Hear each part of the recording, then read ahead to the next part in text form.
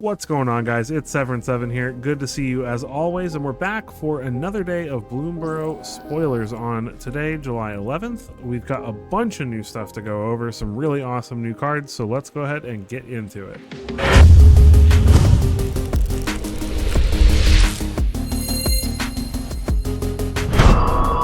All right, here we are, Bloomburrow spoilers. So we've got actually quite a few rares and mythics today, so I'm going to try to spend a little bit less time on the commons and uncommons and see if we can't get through these nice and quickly, but definitely some cool stuff. So let's start with Byway Barterer. We've got a 3/3 Raccoon Rogue for 2 and a red with Menace, and whenever you expend 4, you may discard your hand. If you do, draw 2 cards. This is actually really strong. I like this card a lot. It gives the tap out raccoon strategy of just playing a bunch of stuff every turn, since expend seems to be a very common theme among raccoons, to just draw cards whenever we have stuff we don't want in our hand. We draw too many lands, we draw too many early 1 and 2 drops, and we need some bigger stuff. We can just discard them and draw extra cards, and this is great. So I think this is definitely going to see play even outside of raccoon decks, because it's really good in any kind of red mid-range deck, to be honest. So definitely looking forward to playing around with this one. We've got Star Charter. 3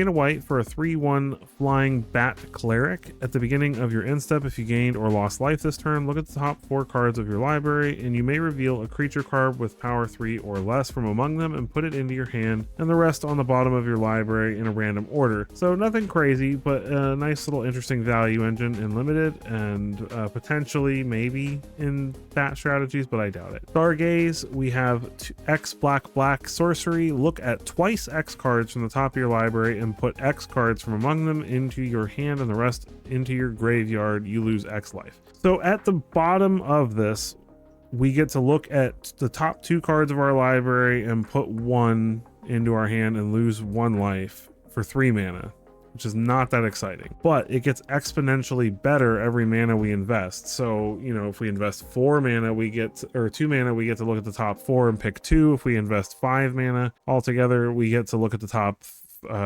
6 and pick 3 and lose 3 life. So it's not bad in like a control strategy, maybe.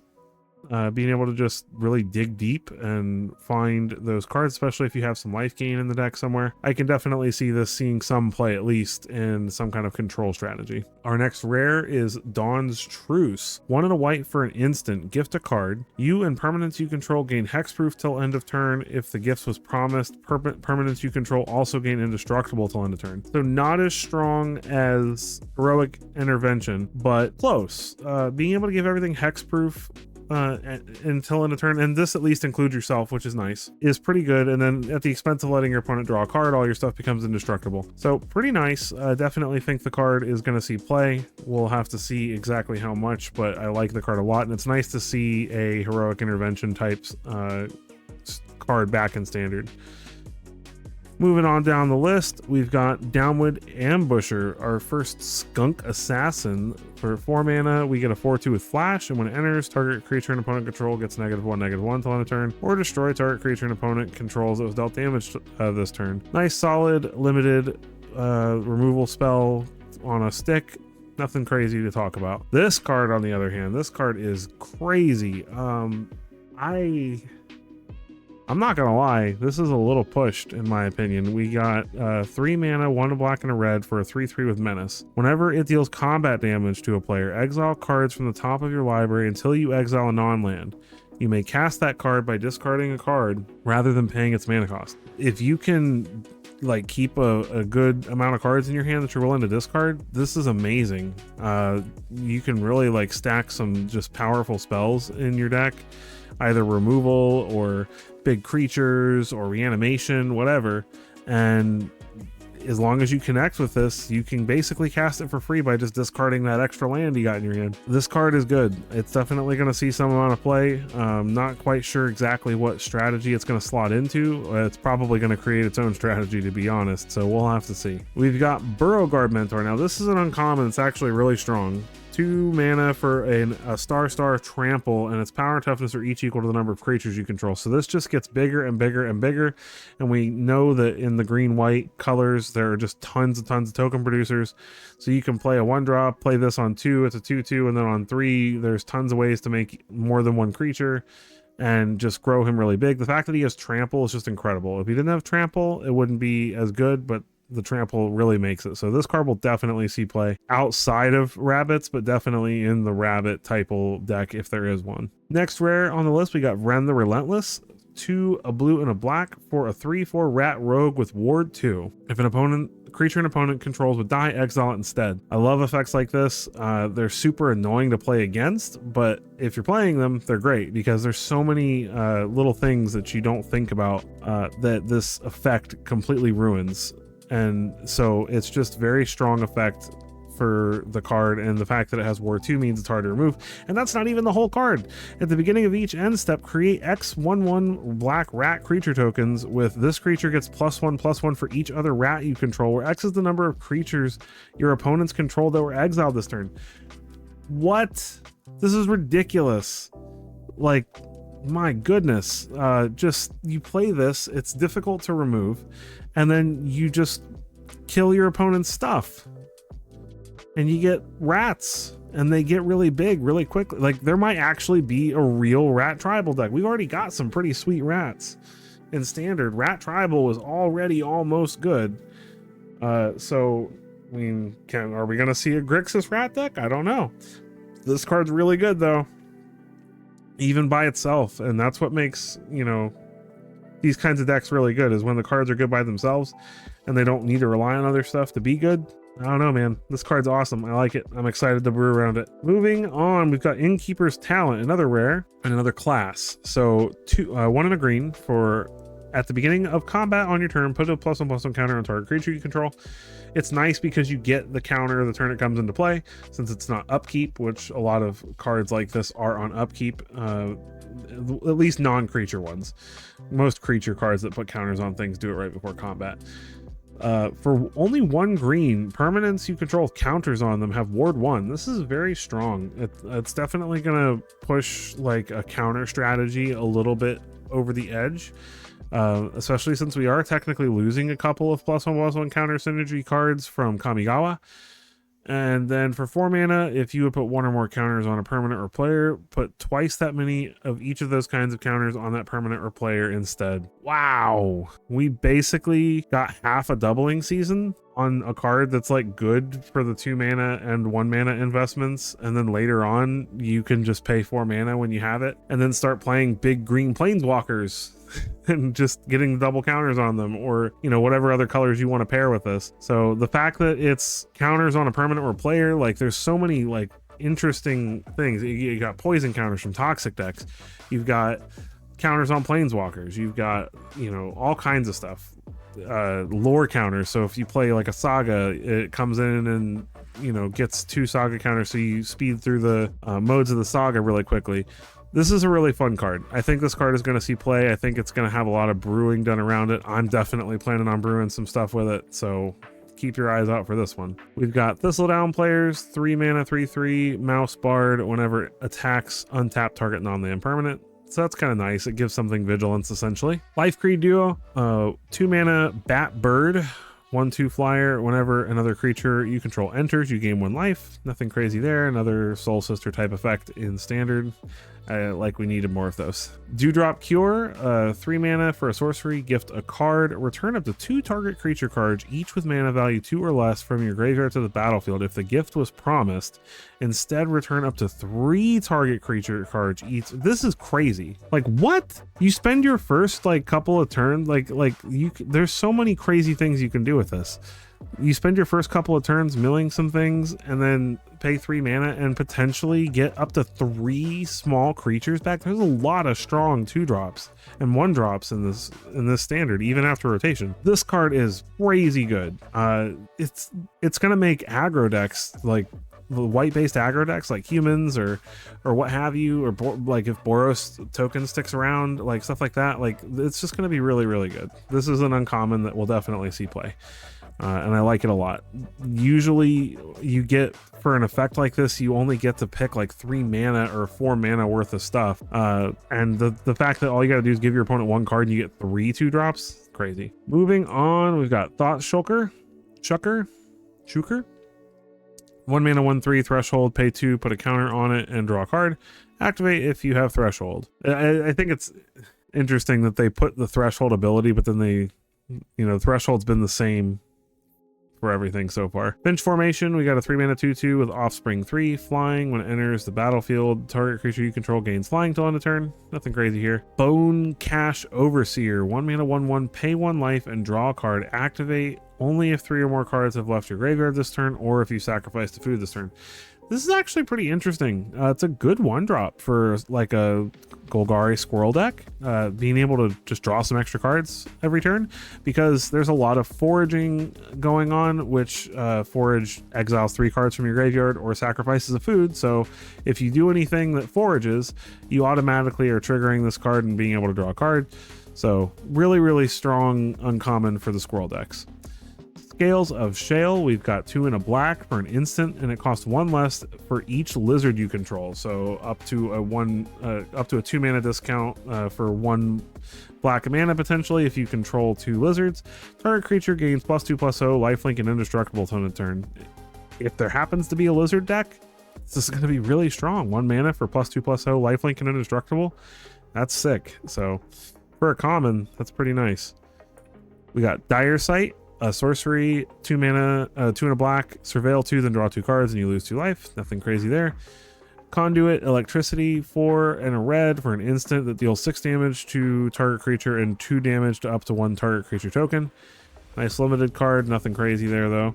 Steampath Charger, 2 mana for a 2/1. When it dies, it deals 1 damage to target player, and it has Offspring 2. For a common, it's interesting. I might see play in a lizard deck, maybe. Longstalk Brawl, gift 1 mana sorcery, gift a tapped fish. Choose target creature you control, and target creature you don't control. Put a +1/+1 counter on the creature you control. If the gift was promised, then those creatures fight each other. So 1 mana, put a counter on the creature you control, but if you give them a 1/1, you get to fight for 1 mana.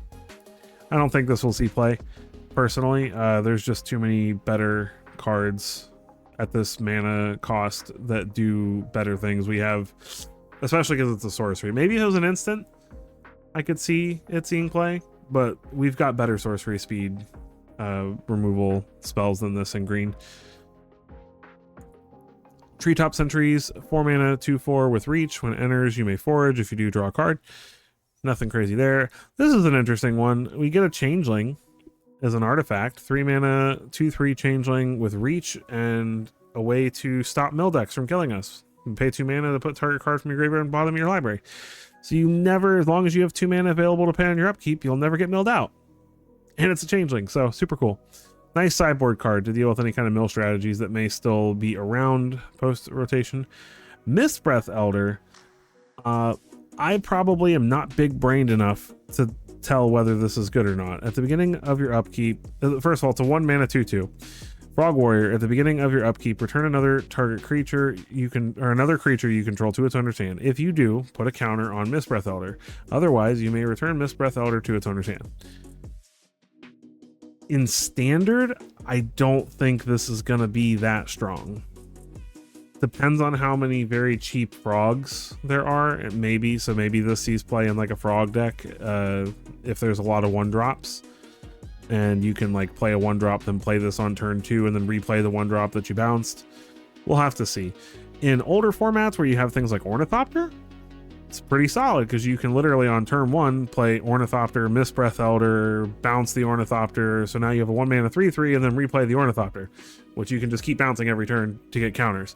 So on turn 2, you're attacking for 4 with your 1-drop, and you can just keep recasting the Ornithopter. So in older formats, this is very strong. This may inspire an archetype all by itself in older formats, so we'll have to see. Very strong in old formats. Don't know about standard. Feather of Flight, we have a 2 mana flash enchant creature. When it enters the battlefield, draw a card. Enchanted creature has +1/+0 and has flying. Not a terrible aura, but nothing crazy. We'll have to see if the Valiant decks get anything. I'm going to go over the English card here because we have to go over these separately with the translations on another page, so just bear with me there. We have Splashed Lasher, 3 and a blue for a 3/3 with Offspring 2. Whenever it enters, tap up to one target creature and put a stun counter on it. So for 6 mana, we get to tap 2 things and put stun counters on them. Nothing crazy. I don't think this will see play, but definitely good and limited. Moving on to the foreign cards, we have Hired Claw. So we've got a 1 mana creature lizard mercenary. It's a 1/2. Whenever you attack with one or more lizards, it deals 1 damage to target opponent, and we can pay 1 and a red to put a counter on it. Activate only if an opponent has lost life this turn and only once per turn. So a nice 1-drop for the lizard decks. I don't think it's anything super crazy, but we'll have to see. And then the other rare we've got down here is Heartfire Challenger. Now somebody commented on this saying that it also has haste. I don't know if it does or not, so we'll have to wait for the final translation. At least I don't know. I haven't seen the final translation of this card anywhere yet, so if it's out there, leave a comment, let me know. Oh wait, no, they did update it. Okay, I'm sorry. When I looked at this earlier, it only said prowess, so I apologize. So it has haste and prowess. This is very strong. 1 red, 2/2, haste, prowess, and valiant. Whenever it becomes target of a spell or ability you control for the first time each turn, exile the top card of your library, and you may play that card till end of turn. This card is ridiculous. It's such a good, like, mono red aggro card. I don't know if it's as good as Slickshot, but it's close. It sits right there with Slickshot in my opinion. So I think this card will definitely see play, being able to get basically like, oh, I Monstrous Rage and now I get, you know, a free card off top of my library with it. Like, Monstrous Rage wasn't bad enough already. And then, yeah, it's good. This is going to be really good. And if there's, you know, a mouse aggro typal deck, it's obviously going to be an all-star in that as well. Last couple of cards, we've got Hivespine Wolverine, which is 3 and 2 green elemental Wolverine. When it enters, choose 1, put a counter on something. It fights a creature token, which is a little weird, but or destroy target artifact or enchantment. That's not terrible for a 5/4. It's possible that we could see this in sideboards here and there, maybe in some green mid-range decks, but probably not. And then we have Impeccable Recycling. 1 and a green instant, gift a card. Return target permanent from your graveyard to your hand. If the gift was promised, return 2 target permanents from your graveyard to your hand instead. This could definitely see play in like a mill strategy. So we'll have to see if there are like self-mill strategies still, like Squirming Emergence and things that might still be useful after rotation. If there are, this card could definitely be useful in getting some stuff back, or even like the Insidious Roots decks, being able to snatch some creatures out of the graveyard. And yeah, I like it. And then we had a few cards from yesterday that I didn't get a chance to go over because I made my video a little bit too early. And so I wanted to go over those really quickly and just lump those into this video. So I'll try to do my videos a little later in the day from now on so I don't miss cards and give you guys incomplete information. But we've got Galewind Moose, which is might as well be Galewind Dreadmaw. Oh, Colossal Dreadmaw. We're gonna miss you, buddy. This card just absolutely smashes. I mean, it is an uncommon, so Colossal Dreadmaw probably still the best 6-mana common, right? Like, at least in recent history. But this card just absolutely crushes it. Flash, Vigilance, Reach, and Trample. Like, geez, like just keyword soup for an uncommon. So I don't think it'll see constructed play, but who knows? Maybe I'll make a deck that's like all about just this and copying this just to make people annoyed. Make a janky deck. We got Brambleguard Veteran, which I really like this card. I actually posted about this on Facebook last night and got into some debates about it. A lot of people saying that it being a conditional lord is not very good. But to those people, I would like to say that it's a 3-mana 3/4. That's a good stat line. Like, all by itself, it's an okay Raccoon card. If you're playing this in a Raccoon deck, which is what it's meant for, it's a solid 3-mana Raccoon. Like, it doesn't die to a lot of removal spells. It doesn't die to Lightning Strike. It doesn't die to Cut Down. It doesn't die to Virtue of Persistence. So it only dies to the hard removal, which is nice. And expending 4 is not hard. You should, in a Raccoon deck like this, a creature heavy typal deck, you're gonna be tapping out every turn. You're not gonna be sitting there, you know, you're gonna be playing fight spells and things like that, or burn spells, or combat tricks, things like that. And the fact that this is whenever you expend 4, it doesn't matter when you expend your 4th mana, so you can do this at instant speed with combat tricks. You could pump your entire team at instant speed, and it affects itself, which is a big deal. You know, most lords say other creatures of the chosen type get X plus X plus X, or whatever it is. And the fact that they gain vigilance as well, super nice. So every turn he's a 4/5 with vigilance, as long as you can spend that 4 mana. And we've already seen from cards revealed today that keeping a full hand of stuff will not be that hard with that 3 mana Raccoon that says whenever you expend 4 you can dump your hand and draw 2 cards. So very cool card, I like it a lot. We got Iridescent Vine Lasher, another good 1 mana lizard with Offspring 2, and landfall. Whenever a land you control enters, this creature deals 1 damage to target opponent. There's no limits on this, so I imagine that we might see some kind of like land combo-y kind of deck with this, maybe. Who knows? Somebody's gonna try it. Otherwise, it's just a nice lizard that every time you play a land, you get to deal damage, which is pretty sweet. And it seems like lizards, some of them have like do a thing only if your opponent took damage this turn, which this very easily turns that on. So a nice little addition. Brightblade Stoat, 2 mana, 2/2 first strike, lifelink. It's a Weasel though. I was kind of hoping it would be a mouse, but it's not. But that's okay. It's a very solid uncommon. I don't know that it'll see constructed play. Depends on if weasels are a thing. I don't think they will be, because I haven't seen any weaselly lords or anything like that, but be really good and limited. We got Heartfire Hero, which is, hold on, let me scooch down a little. 1 mana, 1/1 mouse soldier with Valiant. And the Valiant is whenever it becomes target of spell ability for the first time each turn, put a counter on it. So it grows by 1 every turn that you target it, and then when it dies it deals damage equal to its power to each opponent. Really solid 1 mana mouse to go in the mouse deck. So this will definitely see play. Brazen Collector, 2 mana, 2/1 first strike. Whenever it attacks, add red, and then you don't lose that mana as steps and phases end. I like this a lot. You play it on turn 2, and it gives you the ability to play a 4-drop on your second main phase. It has first strike, so it's not super duper easy to block. And for an uncommon, it's pretty sweet. This card has got people talking. Sunspine Lynx, 4 mana for a 5/4, which is already not bad. Players can't gain life, damage can't be prevented, and when it enters, it deals damage to each player equal to the number of non-basic lands that player controls. That's a doozy. That is going to see some play in older formats. It's going to see play in standard. It's going to see play, I don't know about like super old, like timeless or anything like that, but it's going to see play in like that anywhere where people have greedy mana bases, anywhere where people are playing the One Ring, you know, extra things that make it so that damage can't be prevented is super good. We've already got Questing Beast in older formats, but this gives like mono red decks or Boros decks a way to do it without having to play anything too crazy. This is already just a decently statted card that burns the opponent right away.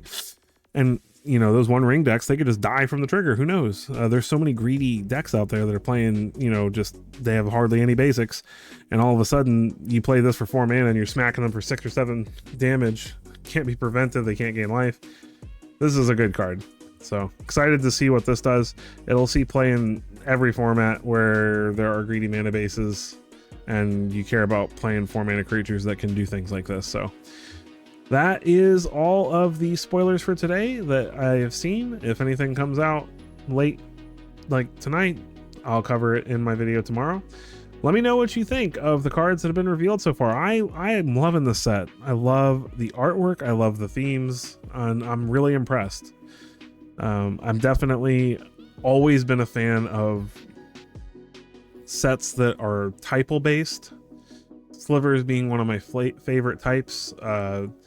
So just I love sets that really focus on supporting typal decks and creating fun new strategies based around those types. So let me know what your favorite cards are so far from the new set. Let me know how you're feeling about it so far in the comments. If you enjoyed this, make sure you hit that like button, hit that subscribe button, and you can always check out my most recent spoiler videos right here. Catch you in the next one.